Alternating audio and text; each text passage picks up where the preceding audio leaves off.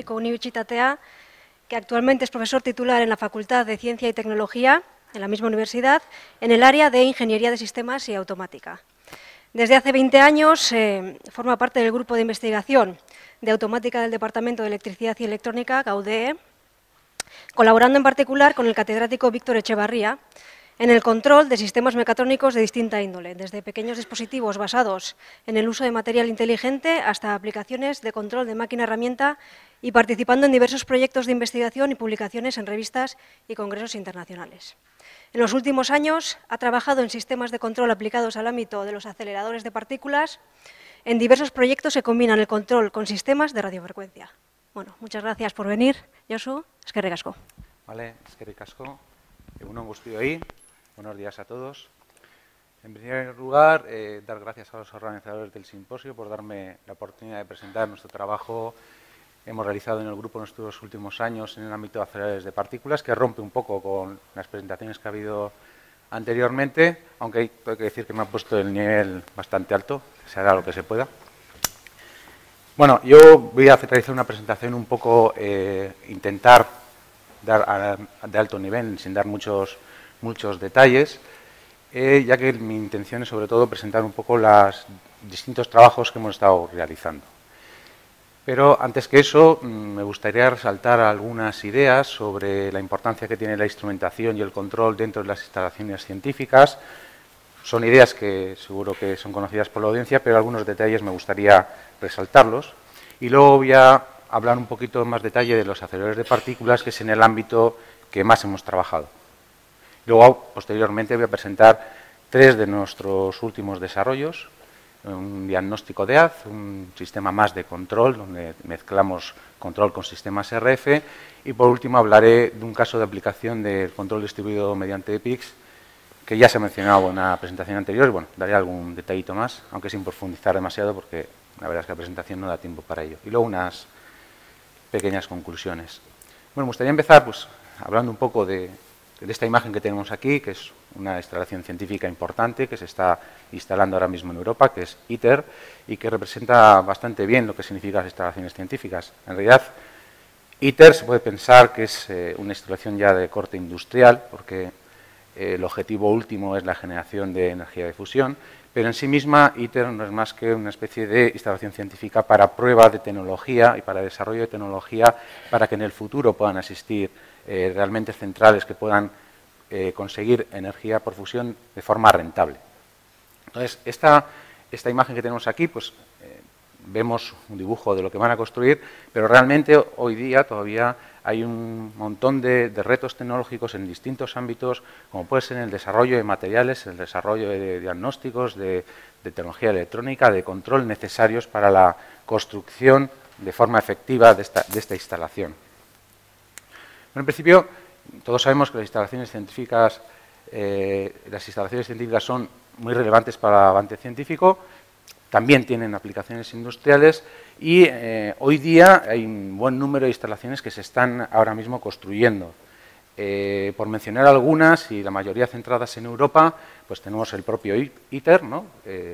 Con la tecnología de fusión, con otros centros asociados como son IFMIF, EVEDA, que está en Japón, o el futuro DEMO. También este mismo mes se va a poner en marcha la última actualización del LHC, el acelerador de partículas, después del descubrimiento del bosón de Higgs. Pararon la máquina y duplicaron la potencia. Duplicar potencia siempre significa que necesitamos un nuevo avance en la tecnología necesaria para la implementación del acelerador. Ahora mismo también está en pleno proceso de desarrollo la fuente de neutrones por espalación europea, SS en Lund. Y bueno, también se ha puesto en marcha un centro por luz sincrotrón en Alba, que todavía no está a pleno rendimiento, pero ya está bastante avanzado. Otro centro europeo sería para rayos X, XFEL. También, en este caso, en Salamanca tendríamos el centro de láseres pulsados, que es otro centro que se está ahora mismo en pleno desarrollo. Y también podemos hablar de los grandes telescopios, como el proyecto europeo que se está realizando en Chile.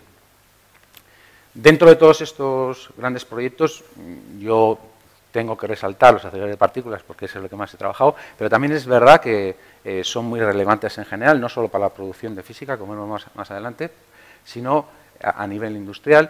Y algunos de los proyectos que tenemos ahí también están basados o necesitan de un acelerador de partículas, como puede ser la propia fuente de neutrones por espalación, que el proceso de espalación necesita tener un acelerador de partículas, de protones concretamente, delante. También, por ejemplo, el proyecto de fusión IZMIF es otro acelerador de partículas que en este caso se está construyendo solo para el testeo de materiales adecuados para la construcción de ITER y de demo.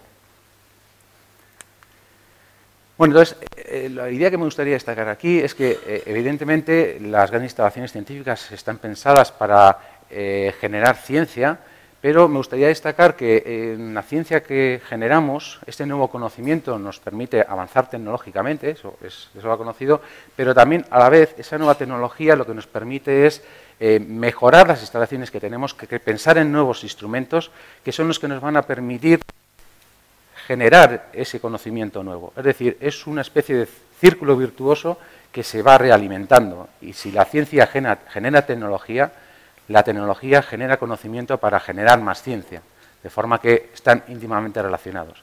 Y las grandes instalaciones científicas, como siempre están un poco en el estado del arte de las necesidades tecnológicas, sirven también como acicate para avanzar en el desarrollo tecnológico. Desde el punto de vista un poco de la tecnología electrónica, ¿cuáles son los retos más importantes que podemos tener en la instalación científica? Pues, para empezar, vamos a trabajar con un volumen de datos muy importante. Esto conlleva un reto tecnológico de distinta naturaleza, desde el punto de vista de la obtención y manipulación de esos datos, pero incluso desde la propia análisis de esos datos, es decir, de generar la algorítmica necesaria para obtener información relevante de todos esos datos. Normalmente estamos hablando de grandes superficies, por lo tanto estamos hablando de sistemas distribuidos, por lo tanto el control distribuido cobra un papel fundamental y además normalmente suele requerir tiempo real. Además de ser sistemas distribuidos y tiempo real, en particular la sincronización de los distintos elementos también suele ser fundamental y en algunas instalaciones los requerimientos de sincronización están realmente en el estado del arte, lo que se puede conseguir hoy en día en temas de sincronización, que puede estar en alrededor de femtosegundos. No todas las instalaciones científicas necesitan esta sincronización, pero las hay.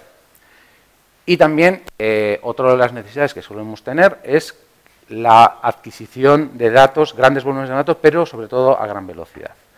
Por ejemplo, para ver algunos datos, esta es una estimación de lo que se necesita en ITER, y vemos que necesitamos para controlar ITER, para tener el sistema bajo control, alrededor de 1000 computadoras, que el número de las variables de proceso que se tendrán que tener en cuenta sean alrededor de 1 millón, y que el volumen de datos que se tiene que almacenar es unos 50 gigabytes por segundo. En este caso, la sincronización en sí misma no es un dato excesivamente espectacular, 50 nanosegundos, pero hay que tener en cuenta que estamos hablando de conseguir esa sincronización en todos esos elementos de una forma no solo en cuanto a tiempo relevante, sino al número de elementos que tenemos que sincronizar. Otra de las necesidades importantes que vamos a tener en las instalaciones científicas son el desarrollo de diagnósticos, es decir, la sensórica necesaria para recoger la información. Por volver otra vez al ejemplo de ITER, en este caso el elemento fundamental que tenemos que sensorizar es el propio plasma, donde se va a producir la fusión. El plasma en este caso tiene una ventaja, que es que emite información en todo el espectro electromagnético, y entonces puede utilizarse todo ese espectro para el diseño de diagnósticos, es decir, se puede utilizar mucho tipo de tecnología, como puede ser sistemas ópticos o de volumetría, espectroscopia, sistemas microondas, magnéticos, incluso se puede utilizar neutrónica, ya que el plasma emite neutrones. Es decir, estamos hablando de que tenemos involucrada un montón de tipos de tecnología y donde realmente se está trabajando en todos esos temas en el estado del arte. También en los instrumentos hay muchísima variabilidad, no solo la tecnología que se utiliza, sino incluso en el propio tamaño.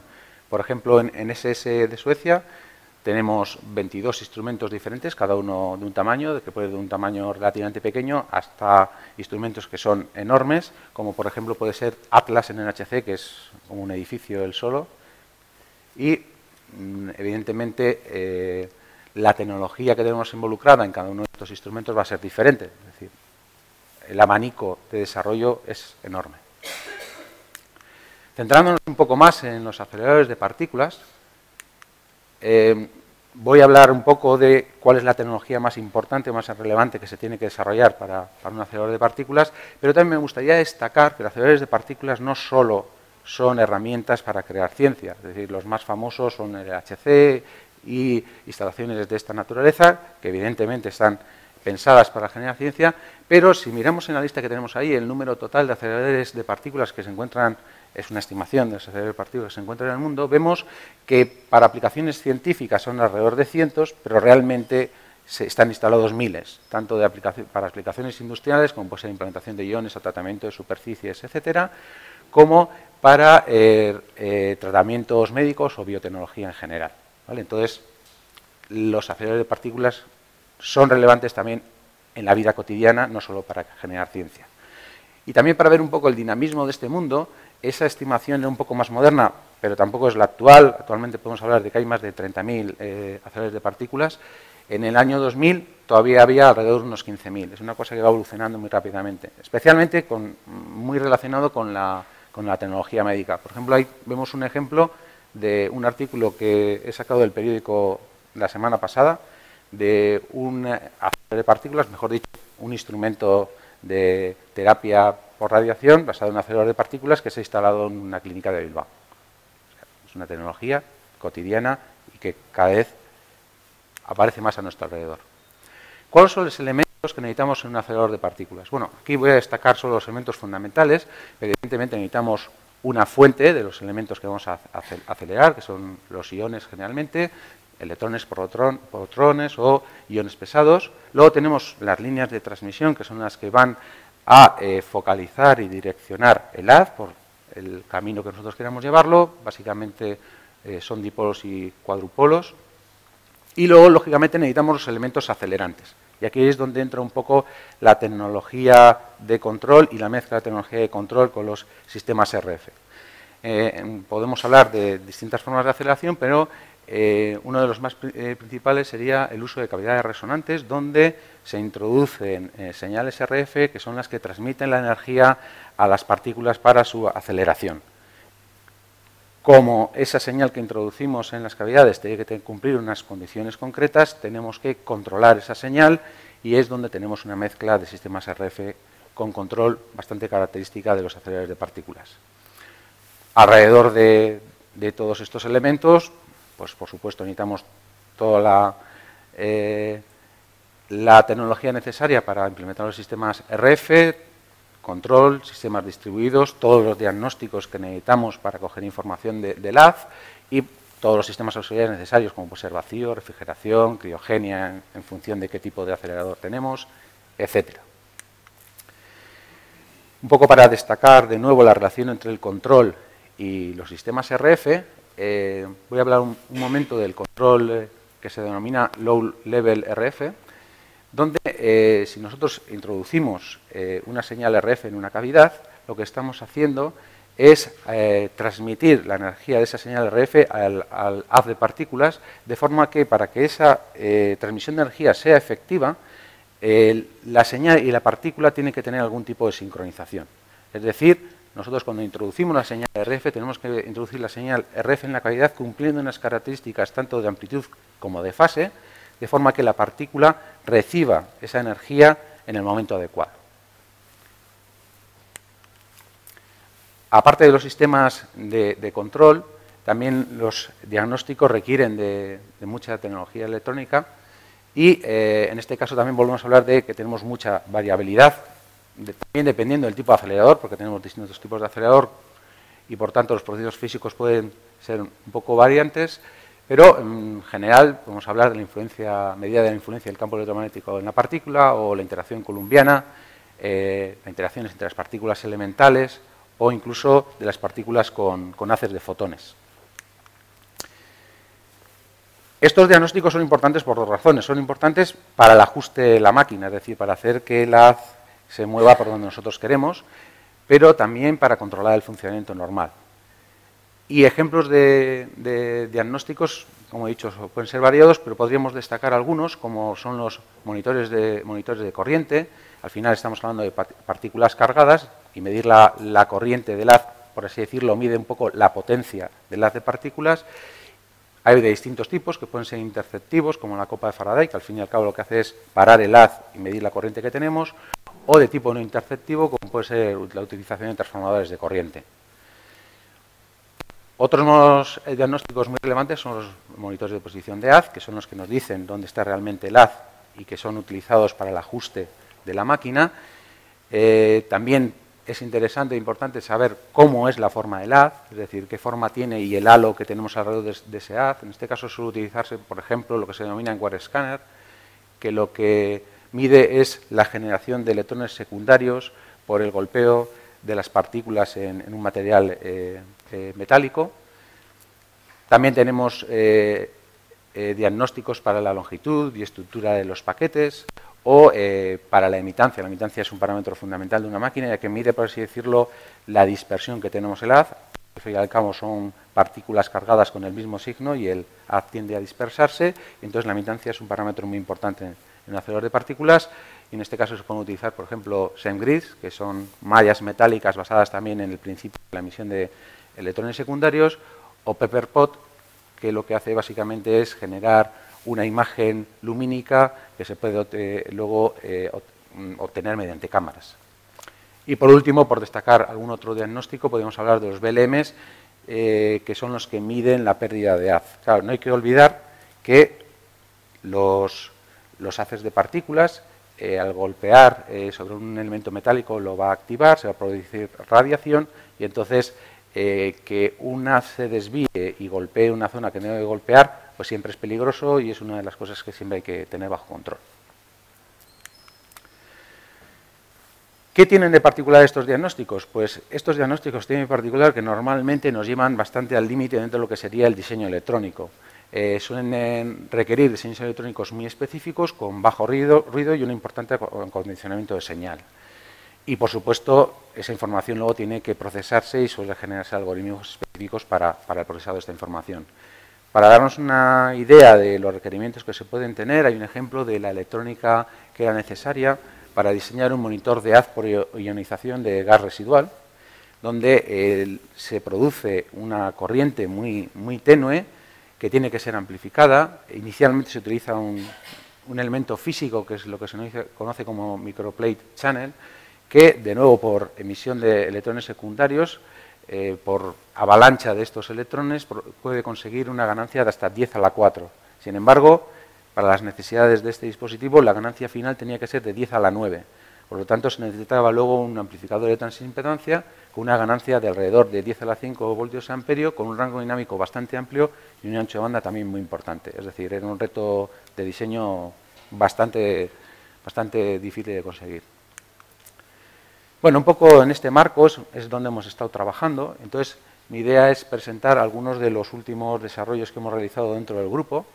El grupo se denomina Grupo de Automática Experimental, estamos en el Departamento de Electricidad y Electrónica de la Universidad del País Vasco, pero aparte de la gente del grupo hemos estado colaborando con otra gente, en particular con el grupo, evidentemente, por la interacción, control RF, con el grupo de RF y microondas del departamento, principalmente con el profesor Joaquín Portilla, pero como veremos más adelante también había colaboraciones con otros grupos.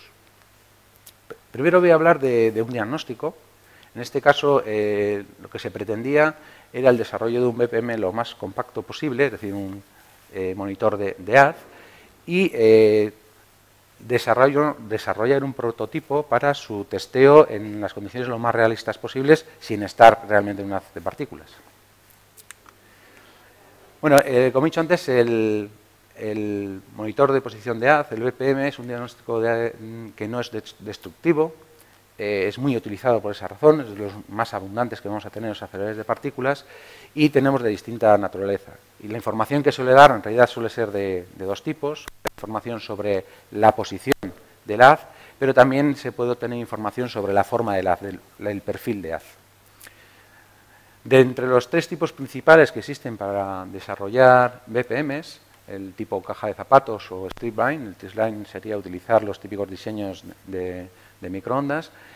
Nosotros utilizamos el que se denomina basado en botón, que al fin y al cabo es un dispositivo de tipo capacitivo. En este caso, la dificultad también reside en que el diseño mecánico también es importante, ya que tiene que trabajar en condiciones de alto vacío, etcétera. Por lo tanto, aparte de la tecnología del sensor en sí misma, se necesita estudiar también el material y el diseño mecánico adecuado para que el botón sea efectivo en una instalación real, que era el objetivo de este proyecto.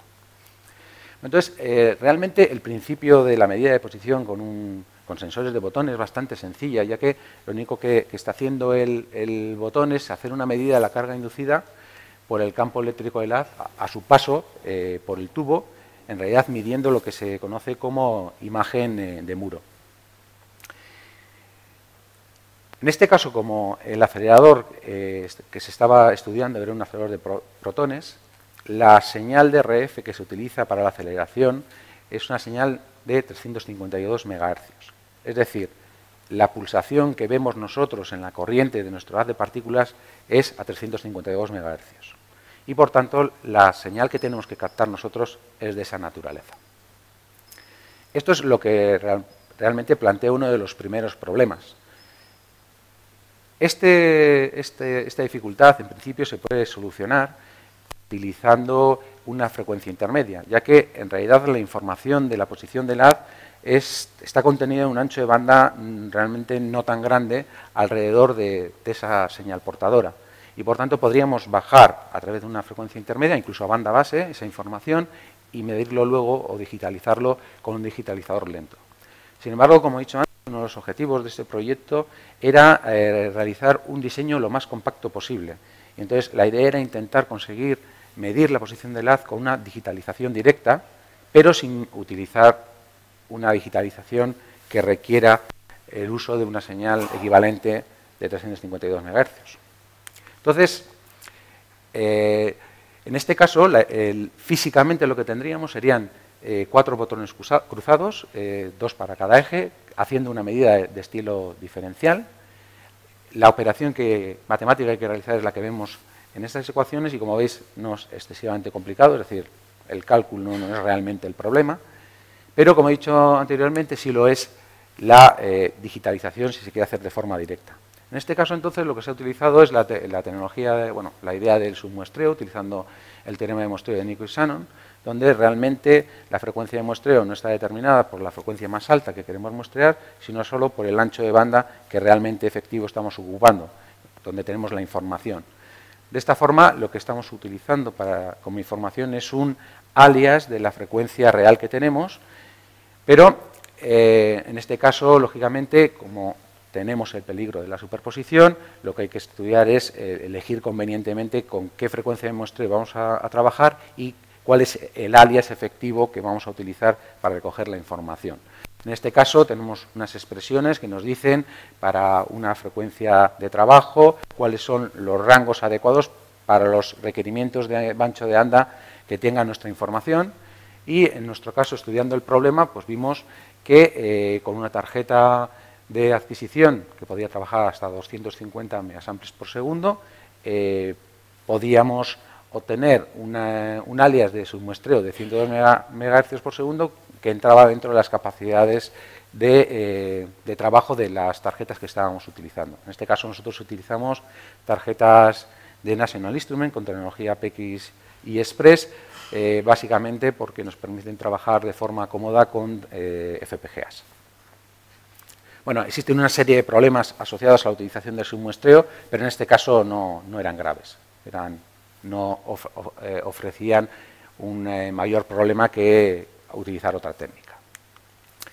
Bueno, utilizando entonces los botones que habíamos diseñado y la técnica de submuestreo, realizamos un montaje experimental que es siguiendo el esquema que tenemos aquí. Utilizamos un generador de señal a 352 MHz por segundo, que lo que hacía era emular el haz de partículas, y con esta señal alimentábamos un tubo que luego era medido a través de los BPMs. Adquiríamos las señales proporcionadas por los BPMs a través de un frontend analógico. En este caso, el frontend analógico era muy sencillo, lo único que hacía era acondicionar la señal, y luego hacíamos un muestreo directo con la velocidad de muestreo seleccionada para utilizar la técnica de submuestreo, y luego realizamos el procesado, etcétera, en la FPGA y utilizando también un controlador en tiempo real. Aquí tenemos una imagen del montaje experimental donde vemos donde tendríamos la puerta para la inyección de señal, donde están nuestros sensores. Tenemos un micrómetro, que es el que nos permite variar la posición relativa de los BPM respecto del tubo donde pasa la señal que emula el haz de partículas, de forma que emulamos distintas posiciones del haz.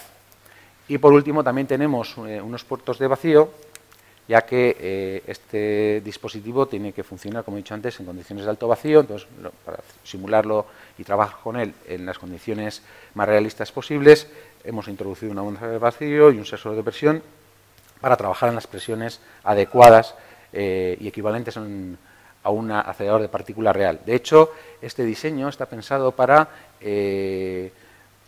como bloque, desmontarlo directamente de nuestro prototipo y poderse instalar en un acelerador de partícula real. Bueno, en este caso sería una descripción del frontend analógico. Como he dicho anteriormente, no es excesivamente complicado. Aquí lo más importante era conseguir un diseño de bajo ruido, porque lo más importante al final son señales de poca intensidad. Queríamos conseguir que la relación señal-ruido fuera lo mejor posible. Y en este caso, pues como he dicho anteriormente, hemos utilizado tecnología de National Instrument, que nos permite programar de una forma más o menos amigable las FPGAs. Aquí teníamos una imagen del interface gráfico que diseñamos, donde aparecen los datos más relevantes sobre el haz, que sería la posición, la relación señal-ruido que obtenemos, el espectro de las señales y la temperatura. Bueno, en realidad, analizando los datos, como he dicho antes, hemos visto que la expresión era bastante sencilla, solo teníamos que ajustar unos parámetros.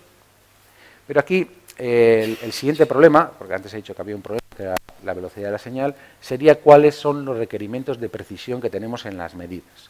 En realidad, estamos hablando de un acelerador de protones, dependiendo del tipo de acelerador, los requerimientos son distintos, no es el acelerador que tiene los requerimientos más altos, pero aún así estaríamos hablando de que tenemos que tener una precisión de micras. Entonces, lo más problemático de todo este proceso ha sido asegurarnos que la precisión, es decir, la incertidumbre que teníamos en las medidas, estaba por debajo de los requerimientos que teníamos para trabajar en un acelerador de estas características. Bueno, esto ha requerido un trabajo estadístico importante y de medidas de todos los colores, pero finalmente conseguimos que nuestro dispositivo tuviese una incertidumbre por debajo de los requerimientos que eran requeridos. Sin embargo, hay problemas añadidos que hay que resolver también, como sería, por ejemplo, el tema de la deriva a largo plazo por variación de la temperatura o incluso por variación de los materiales que tenemos en nuestro dispositivo. Hemos estudiado también esos problemas y, aunque evidentemente la variación de la temperatura, etcétera, perjudica la medida, hasta el grado que lo hemos estudiado nosotros, todavía estaríamos dentro del margen de precisión que requeríamos para esta aplicación. Sin embargo, un problema secundario sería la no linealidad que tenemos en las medidas. Las ecuaciones simples que hemos visto anteriormente, evidentemente, son válidas en un rango y según nos vamos alejando del centro de posición de donde debería estar el haz, pues las medidas dejan de ser tan lineales. Entonces, ahí hay de nuevo un proceso de ajuste que lo hemos realizado en primera instancia, pero todavía tenemos que mejorar un poco la precisión para conseguir realmente en todo el rango de trabajo la precisión requerida. Aquí vendría un poco cuáles son los temas que hay que tener en cuenta finalmente, ¿no? Que ha mencionado ya, el tema de comportamiento a largo plazo, la linealidad de las medidas, y uno más es que originalmente este tipo de dispositivos se suelen testear utilizando señales de radiofrecuencia, pero que emulan de una forma un poco burda el comportamiento de un haz de partículas. La idea es utilizar una simulación más realista de las señales que se envían en un haz de partículas para comprobar que efectivamente el sistema se comporta como se tiene que comportar en una situación real sin tener que probarle un acelerador de partículas. Bueno, esto sería, como he dicho antes, uno de los primeros ejemplos de los dispositivos que hemos desarrollado. Ahora voy a hablar de otro, que en este caso ya es un problema que mezcla sistemas de RF con control, es el desarrollo de un sistema de control Low Level RF, en este caso para trabajar en una cavidad a 80 MHz y que inicialmente estaba relacionado con el proyecto de un acelerador de iones pesados que se iba a desarrollar en Huelva. Por desgracia, este proyecto también ha sido cancelado, no sé si definitivamente o solo temporalmente, pero bueno, en cualquier caso hicimos este prototipo para una empresa que estaba pensando trabajar para este acelerador. Bueno, esto ya lo he mencionado anteriormente, pero el sistema WRF es uno de los elementos fundamentales que tenemos en una cavidad resonante para acelerar las partículas. Y en este caso, lo que tenemos que asegurarnos es que las partículas vean un campo alcerante en condiciones para que la transmisión de energía sea eficiente. Tenemos que controlar, por tanto, en realidad 3 parámetros. Uno sería que la frecuencia de resonancia efectivamente sea la que necesitamos nosotros en nuestro dispositivo y luego la amplitud y la fase de la señal RF que alimenta la cavidad. El tema de la resonancia puede verse alterada de nuevo por consecuencias mecánicas, por ejemplo, porque hay un cambio de temperatura, cambia la mecánica del sistema, entonces hay variaciones en la frecuencia de resonancia. Este sería un esquema de todo el lazo de control, que no voy a explicarlo en detalle, pero básicamente decir que en realidad tenemos un triple lazo de control, que podríamos dividirlo en dos: un lazo de control lento, donde tenemos solo el control de la frecuencia de resonancia, que en teoría se supone que se ve afectada por cambios lentos de variaciones de temperatura, etcétera, y en este caso lo que se suele utilizar son actuaciones mecánicas para corregir esa frecuencia. Como en este caso, por ejemplo, la utilización de 2 émbolos que, sacándolos o metiéndolos de la cavidad, conseguimos ajustar la frecuencia de resonancia para que sea exactamente la que requerimos en la aplicación. Y luego tendríamos el lazo rápido de control, que de nuevo volvemos a tener que trabajar a frecuencias altas. En este caso la frecuencia no es tan alta, es 80 MHz, aunque el esquema sería equivalente si trabajásemos a 352 MHz como en el caso anterior. La diferencia de la frecuencia es porque en este caso era un acelerador pensado para iones pesados. En este caso la idea de nuevo podría ser que el lazo de control de amplitud y fase se podría realizar a través del control de las señales IQ, llevando la señal a banda base y controlando en banda base las señales IQ, modulando y demodulando la señal. Sin embargo, nuestra idea ha sido de nuevo intentar hacer el sistema lo más compacto posible y por tanto nos lleva de nuevo a intentar minimizar la electrónica. En el caso de la modulación, veíamos que para obtener la precisión necesaria no era una idea excesivamente buena hacerlo todo digital, entonces hemos utilizado un hardware externo para realizar la modulación con las señales de encuadratura IQ que generamos con nuestro sistema de control. En este caso lo que sí es necesario es tener una señal de referencia de mucha calidad y esa es la razón por la que no se hace todo de forma digital.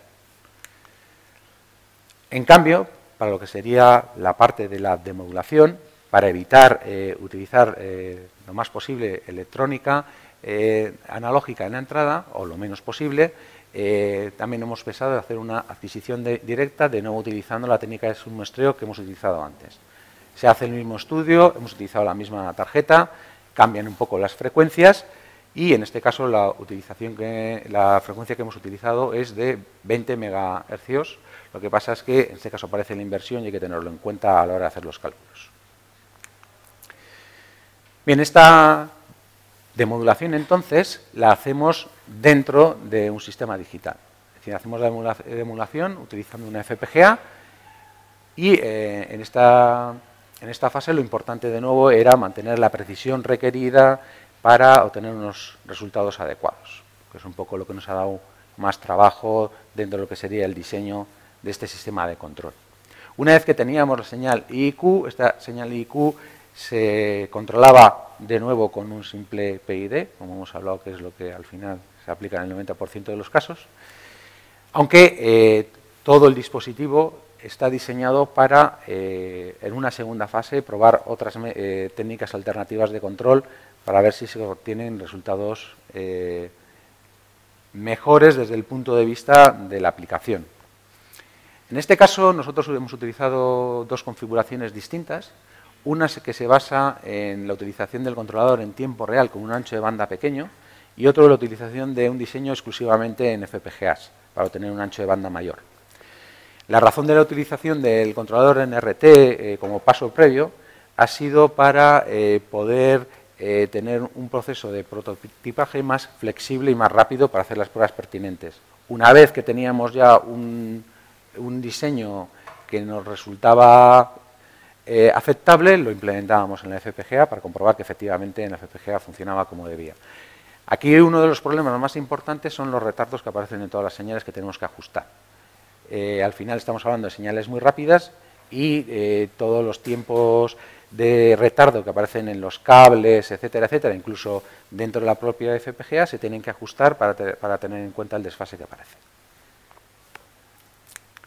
Bueno, aquí vemos algunos resultados que hemos obtenido, donde se ve el llenado de la cavidad, en este caso 80 MHz, uno sería el lazo abierto y el otro sería el lazo cerrado, utilizando el sistema de control en RT, donde realmente lo que hemos hecho es ralentizar mucho el proceso de llenado, pero consiguiendo el control adecuado tanto de la amplitud como de la fase. Y bueno, hemos hecho otro tipo de test, evidentemente con la FPGA tenemos resultados equivalentes, pero con el ancho de banda adecuado, y aquí veríamos un ajuste de la resonancia produciendo una variación mecánica manual, y vemos cómo el sistema retorna a su frecuencia de resonancia adecuada con los émbolos. Bueno, también se han hecho otro tipo de medidas para medir la calidad del sistema de RF para una aplicación real en una acelerador de partículas, y los resultados han sido totalmente aceptables. Ahí veríamos superpuesto cuál sería la densidad espectral de la señal de ruido original de la fuente y cuál sería la densidad espectral de la señal de ruido introducida por nuestro sistema de control. Como se ve, pues las diferencias no son apreciables, lo que quiere decir que el sistema de control es suficientemente de calidad para la aplicación que se requiere. Bueno, y para acabar, en este caso voy a hablar de un desarrollo un poco más complejo, ya que se refiere al desarrollo de todo el sistema de control de una fuente de iones. En este caso ya ha sido un trabajo más coral, ha participado mucha gente. Originalmente esto empezó con el denominado proyecto ITUR que encabezaba Techniker, en el que participó también GEMA. GEMA fue la empresa que suministró las fuentes de potencia para esta fuente de iones, y de hecho descubrieron a EPIX a través de este proyecto. Y también este proyecto colaboraba con nosotros, de hecho era el que nos proporcionaba lo que era la propia fuente de iones de tipo Penning, el centro ISIS, que es la fuente de espalación de Inglaterra. Luego, posteriormente, este proyecto fue trasladado a SS Bilbao y se acabó allí. Bueno, en realidad, como he dicho antes, este es un problema bastante complejo porque tenemos un montón de subsistemas. Tenemos las fuentes de alimentación, de potencia, adquisición de distintas señales, controles de temperatura, un problema de sincronización, ya que hay una secuencia para la generación de plasma y luego una secuencia para la generación de lo que sería el propio haz. En este caso, el problema de sincronización, aunque es necesario tratar, no era excesivamente exigente. A este nivel en la fuente no es donde están los niveles de exigencia más grandes. Van creciendo los problemas de exigencia y sincronización según vamos avanzando en la cadena de aceleración. Pero en cualquier caso tenemos un montón de elementos que teníamos que tener en cuenta con especial hincapié en seguridad de personas y seguridad de la máquina. Y también teníamos en el mismo dispositivo bastantes diagnósticos, aunque al final no se pusieron todos. Este sería un poco el esquema general que teníamos para el sistema de control, que estaba separado en dos zonas, ya que para la aceleración del haz teníamos que trabajar en plataforma con una tensión de 100 kilovoltios. Por lo tanto, parte del sistema de control estaba en tierra a 100 voltios y otra parte del sistema de control estaba sobre una plataforma a 100 kilovoltios. Necesitamos aislamiento galvánico, etcétera. Necesitamos una serie de soluciones tecnológicas para evitar problemas de la sobretensión.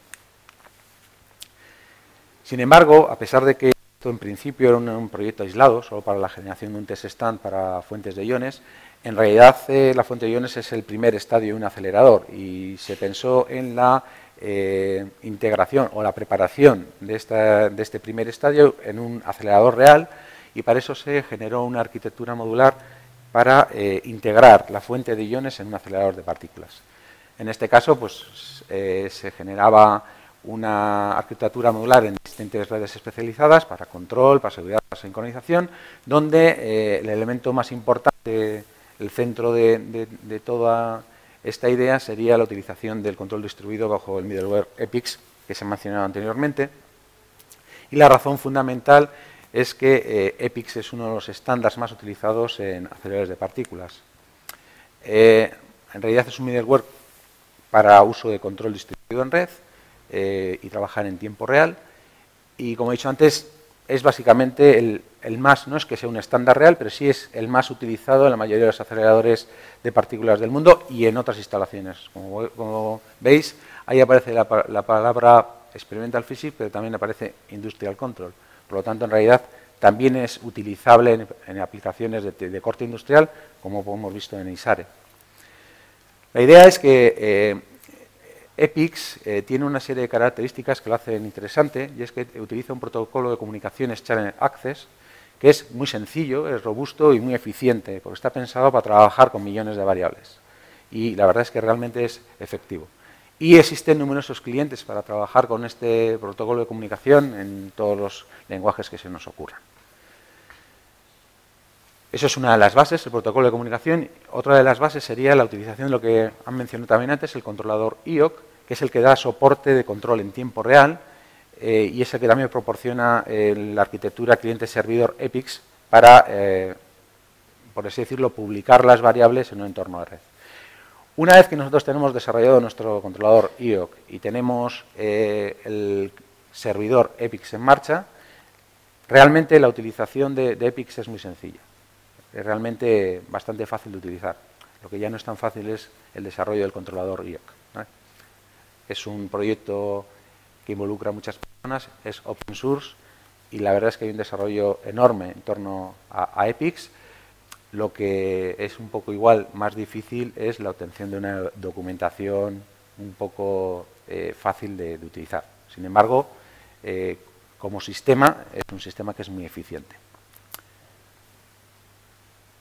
Y además, aparte de estos elementos que he mencionado, el protocolo y el controlador IOC, hay muchísimas utilidades, tanto para archiving, o sea, para almacenar de datos, para monitorización, un montón de posibles utilidades, todo lo que se nos puede ocurrir para su utilización en una aplicación industrial. Es decir, por así decirlo, nos da a su vez la solución para el sistema distribuido de control y para la escala. Un poco aborda la solución para los dos problemas. Bueno, en este caso, el reto más importante que teníamos era la integración del sistema que habíamos diseñado de control en la red EPIX, porque habíamos utilizado unas arquitecturas que no eran estándar dentro del sistema habitual que podemos encontrar en un acelerador. Y entonces, aquí el reto fue la integración de la utilización de lo que se denominan controladores rápidos, que están basados de nuevo en PXI Express de National Instruments, por la misma razón que antes, porque proporciona una herramienta para programación de FPGAs de una forma bastante sencilla. Y el problema que teníamos es que este tipo de arquitecturas no estaban, cada vez lo están más, pero todavía no están del todo, no estaban soportadas para su integración en EPIX de una forma fácil. Entonces nosotros hicimos una solución, que lo denominamos LabVIEW EPIX Gateway, para integrar este tipo de controladores de una forma transparente, de una forma EPIX. Es decir, de forma que si alguien estuviera en una red EPIX y se comunicara con este dispositivo, no notará ninguna diferencia con un controlador IOC EPIX normal. Bueno, la cuestión es que el diseño de este controlador, la verdad es que fue muy efectivo. Conseguimos el plasma y conseguimos nuestro haz de partículas y el control fue muy estable y no dio ningún problema. Con lo cual, desde su punto de vista, podemos decir que fue un éxito. Bueno, un poco para acabar mi presentación, pues un poco resumiendo lo que he dicho al principio, las grandes instalaciones científicas en general requieren una mejora continua de instrumentación y, por tanto, son un acicate para el desarrollo de tecnología, sobre todo tecnología electrónica asociada, desde mi punto de vista, evidentemente, porque también hay tecnología de materiales, etcétera, pero un acicate muy importante para trabajar y avanzar en el desarrollo de este tipo de tecnología. La electrónica de precisión en particular, los sistemas RF, el procesado de señal digital y el control son tecnologías que son especialmente relevantes en este mundo. Y dentro del punto de vista de control, también el control distribuido también es clave, ya que es una de las bases que tenemos para la propagación de la información en un acelerador de partículas o en una instalación científica en general. Teniendo en cuenta que el volumen de datos a manejar es muy importante. Como hemos visto antes, en ITER, que también van a utilizar EPICS, en ITER también van a utilizar EPICS, el número de variables involucradas era de 1 millón, lo cual es un número bastante importante. Y en cualquier caso sí que me gustaría destacar que para trabajar en este mundo sí que es necesario ser bastante multidisciplinar, porque desde el punto de vista de control nosotros tenemos una serie de puntos de vista, pero aparece la problemática de los sistemas RF, hay que hacer mucho diseño electromagnético, mucho tema de materiales, todos los sistemas auxiliares, vacío, refrigeración, etcétera, y todo esto hay que tenerlo en cuenta a la hora de trabajar en este mundo. Y para nuestro grupo de investigación en particular, pues la verdad es que ha sido bastante interesante trabajar en este mundo, ya que hemos tenido buenos resultados, pero sí que de nuevo apuntar en esa idea de que ha sido gracias a que hemos colaborado con mucha gente. Hemos colaborado con gente cercana a nosotros, desde el grupo de RF microondas de nuestro departamento y otros expertos del departamento que conocían los sistemas de vacío y el diseño mecánico, pero a la vez hemos colaborado también con mucha gente externa, desde el propio SS Bilbao, que ya mencionado en el control de la fuente de iones, hasta la UPM, que sobre todo con Mariano Ruiz, que son unas personas que están trabajando con ITER. Hemos trabajado con la fuente de neutrones de ISIS, con gente del CERN, con mucha gente. Y esto es un mundo que presenta un reto continuo, que es muy interesante, y además, aparte de que sí que es necesaria la colaboración, también es verdad que en muchos casos hemos encontrado que esa colaboración es bastante posible, es decir, que la gente está bastante abierta a la colaboración. Bueno, y esto es todo lo que tenía que contar. Muchas gracias, Josu. Eskerrik asko. ¿Alguna pregunta?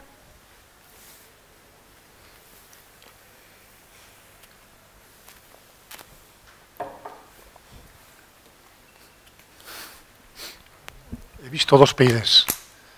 En una transparencia he visto 2 PIDs. ¿Cómo has sintonizado los PIDs? Efectivamente. ¿Prueba error? Hay 2 PIDs, pero hemos hecho un modelo. De hecho, esa es una de mis grandes, por así decirlo, preguntas que me he hecho ya a lo largo de mi vida. Yo llevo muchos años trabajando en control y yo empecé en la parte teórica, desarrollando algoritmos de control teóricos, etcétera, y poco a poco nos hemos ido al mundo experimental, etcétera. Sin embargo, nosotros nunca hemos perdido la vocación de probar algoritmos avanzados, desarrollados teóricamente, en aplicaciones reales, avanzadas si se quiere, pero reales.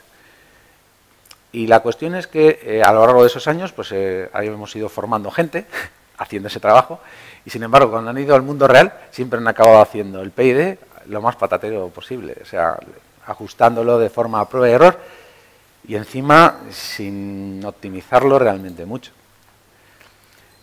Aún así yo no pierdo la esperanza, yo sigo haciendo modelos lo más práctico posible, eso es verdad, no puedes hacer para diseño de control controladores demasiado complicados, pero para mí es muy importante hacer un modelo, aunque sea sencillo, para hacerte una idea del comportamiento de ese sistema para luego poderlo controlar. Porque si no, aunque consigas que el sistema haga lo que tú crees que quieres, igual enseguida, a la mínima perturbación, a la mínima variación, al mínimo inconveniente que te aparezca, el sistema se comporta de una forma totalmente distinta a lo que esperabas tú. Entonces, para mí es fundamental ese trabajo de ingeniero de control, de modelado, de entender el sistema, aunque luego acabes poniendo un PID. Y estos PIDs fueron la primera solución porque sabemos que funcionan. Es el estándar que se utiliza en los WSRF son, mejor dicho, son PIs, ni siquiera son PIDs, son PIs puros y duros. El esfuerzo del modelado ha merecido la pena. Porque además, una vez que tenemos ese modelo, sí que vamos a probar técnicas de control más avanzadas. Para empezar, hay un problema muy importante que es el retardo. ¿Vale? Hay un retardo, estamos hablando de señales muy rápidas. Entonces, en primera solución, lo que se hace es reducir el ancho de banda lo suficiente para que no te moleste demasiado el retardo. Esa es la primera solución que se ha buscado, evidentemente. Pero el siguiente salto es decir, bueno, vale, voy a por el retardo y voy a intentar aumentar el ancho de banda compensando ese retardo. Hay más cosas que tener en cuenta, pero bueno, ese es uno de los primeros problemas que tenemos a superar.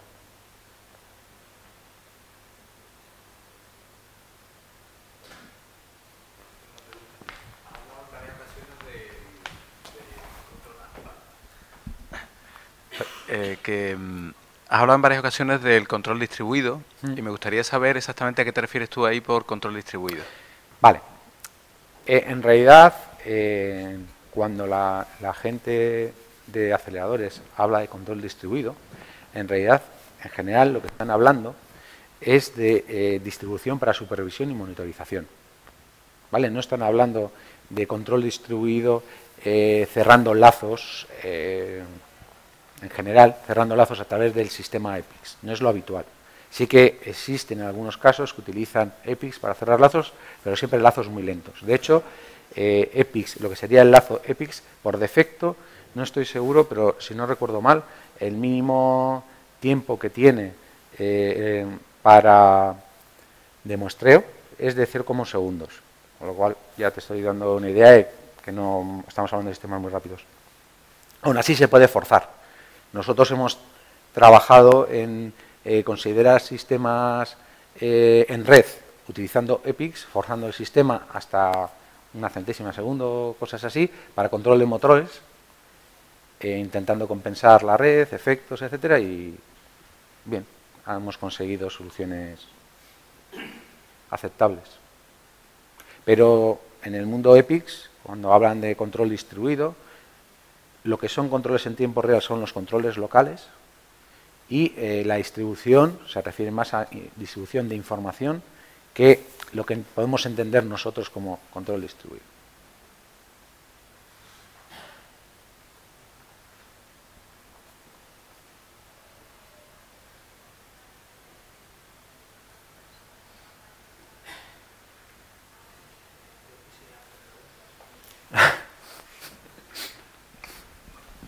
Bueno, Josu, muchas gracias. La verdad es que es un placer teneros por aquí. Hemos colaborado con vosotros en algunas cosas puntuales y muy diferentes de estas. Pero bueno, a mí siempre me ha llamado la atención, siempre que he ido a vuestro laboratorio, pues la cantidad de elementos físicos que tenéis y de cosas para probar, ¿no? Prototipos, ¿no? Esos prototipos, lógicamente, tienen su parte electrónica, de control y tal, pero tienen también otras partes mecánicas importantes. ¿Esto cómo lo hacéis? ¿Lo hacéis vosotros mismos? Pues sí, normalmente los diseños los hacemos en casa, por así decirlo. Tenemos la suerte de contar con gente que es bastante multidisciplinar. Hay gente que no es especialista en control dentro del grupo. De hecho, hay un ingeniero de materiales que sabe mucho de diseño mecánico, pero incluso en este caso el jefe de grupo, Víctor Echevarría, pues teniendo en cuenta que tenemos una formación de físicos por detrás, pues parte del diseño electromecánico, etcétera, lo ha realizado él. Luego tenemos gente que es capaz de hacer diseño electrónico, etcétera. O sea, la verdad es que tenemos un conjunto de gente bastante multidisciplinar, lo que nos permite hacer el diseño propio. La mayoría de los cachivaches que tenemos, por así decirlo, los hemos diseñado nosotros. Tanto la parte mecánica como electrónica, potencia. Lo único que no diseñamos son los PXI, eso lo hacen los National Instruments por nosotros. Sí, bueno, yo sé que también estás muy interesado en la implementación, ¿no? Que es una cosa que a veces, bueno, según donde vayas a publicar, por ejemplo, pues no se le da mucha importancia, ¿no? Y en este caso tiene una importancia vital, vamos, pues lo tienes que hacer en FPGAs, ¿no? Sí, en este caso sí. Has hablado de que la forma de programar las FPGAs, pues bueno, es más sencilla, igual, no sé, ¿nos puedes comentar algo al respecto? Quiero decir, utilizando LabVIEW. Es más sencilla, pero ¿hasta dónde, no? Que el VHDL estoy hablando, ¿no? Ya, sí. Bueno, claro, yo parto de la base de que cuando yo quiero diseñar un prototipo como ingeniero de control, me quiero preocupar de los detalles de la implementación en su justa medida. Es decir, quiero tener control sobre esos detalles de implementación, pero que me den la menos guerra posible, por así decirlo. Entonces, cuando ya vamos a aplicaciones un poco más exigentes desde el punto de vista computacional, las FPGAs cumplen un papel fundamental. Pero las FPGAs no pueden ir solas, necesitas más cosas alrededor. Hemos utilizado distintas técnicas para utilizar FPGAs en nuestros diseños, pero desde que hace un tiempo utilizamos LabVIEW para programar las FPGAs, porque normalmente utilizamos como herramienta de desarrollo, muchas veces no utilizamos ni siquiera como sistema de control, solo como sistema de desarrollo, por así decirlo, avanzamos mucho más rápido que cuando hemos utilizado otras metodologías. Entonces, conseguimos una implementación con la que tenemos bastante control, no al nivel del VHDL, por supuesto, y seguramente tienes mucho peor rendimiento, etcétera, pero para nosotros es suficiente dentro del punto de vista de lo que queremos conseguir, y el desarrollo pues realmente se acelera. Desde nuestro punto de vista es muy práctico.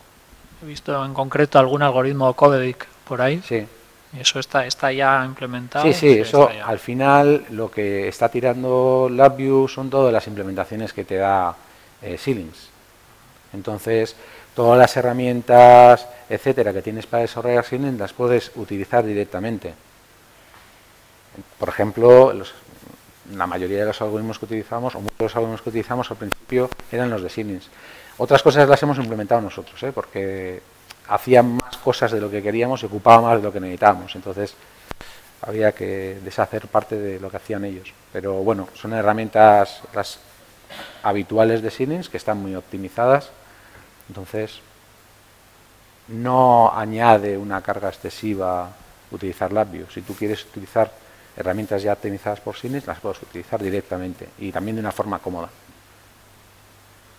Vale, gracias. Disculpa el bajo nivel de las preguntas, pero... Bueno, yo también me adhiero, ¿no?, a las felicitaciones. Ha sido una gozada escucharte. Yo tengo una duda, bueno, yo sigo con el EPIC. No pasa nada, cerco, pero no pasa nada. No, como curiosidad, ¿no? Porque en el mundo del control industrial, yo no soy especialista de esto, pero hay un montón de buses de campo, no sé qué, sí, ¿no? Igual aquí estaréis algunos cuantos especialistas. ¿Y por qué no se utiliza esto? Luego hay una cosa que has dicho, que bueno, que por defecto se tienen tiempos de muestreo de 0,1 segundos. Esto yo creo que puede ser una limitación dependiendo de la aplicación. No lo sé. ¿Puedes contar un poquito? A nivel de red, Claro, es que la filosofía de EPIC es, tú tienes un IO, que ese IO puede estar con un bus de campo. Perfectamente. El IO controla un bus de campo, puede tener, si lo necesitas, una serie de elementos controlados por ese hardware, pero ese IO luego es la puerta de acceso a la red EPIC. ¿Vale? Es un poco la filosofía. Sí. Entonces, si tú realmente necesitas utilizar un CAN o yo que sé, un Profibus, algo que te va a dar tiempo real en el propio bus, porque al final EPIC funciona con TCP/IP, por lo tanto es TCP/IP, lo que buscan como solución es que tienes una cabeza de enlace que es la que realmente te integra en EPIC, pero a su vez puede estar controlando un bus o recibiendo la información de ese bus, etcétera. Un poco la idea. ¿Por qué no se utiliza en la industria? Hombre, hay otras soluciones y se utilizan otras. EPIC tiene su parte buena y su parte mala. EPIC da muchas herramientas, pero empezar a desarrollar en EPIC no es tan fácil comparado con otras soluciones. Ahora, luego, cuando tienes la solución es muy fácil de usar. Una vez que lo tienes ya hecho lo básico, es muy fácil. O sea, que tiene un gap de entrada, vamos. Sí, tienes un gap de entrada, eso es. Si es que tienes que desarrollar tú, porque también es verdad que hay muchas cosas hechas. Es decir, que tú solo tienes que coger y utilizarlo. Todo lo que sea cogerlo y utilizarlo es lo compilo, lo uso y es todo muy fácil. El problema es cuando tienes que desarrollar tú. Entonces ya eso te necesita, por así decirlo, tiene una curva de aprendizaje al principio un poco difícil. Luego es como todo. Vale. Oso ondo, eskerrik asko.